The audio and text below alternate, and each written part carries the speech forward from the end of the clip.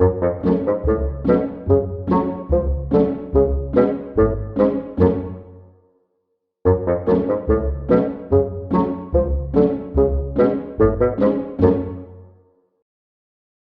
everyone.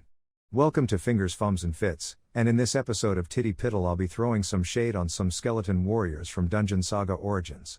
So, let's try to paint inside the lines. Skeletons need to be bone colored, right?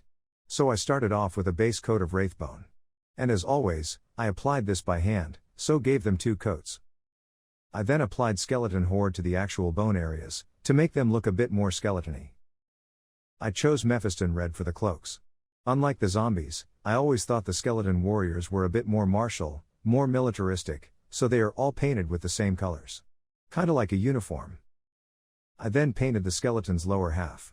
There are 3 paints at work here: Rhinox hide for the belt, Black Templar for the boots, and just a shade of Nuln oil over the already wraithbone trousers, to give it a kinda worn fabric look. I seem to be missing a photo here, but I then colored the skeleton's gloves with Seraphim Sepia. Now, I'm convinced that Seraphim Sepia and Skeleton Horde are both the same color, as it took 5 coats to make it look different.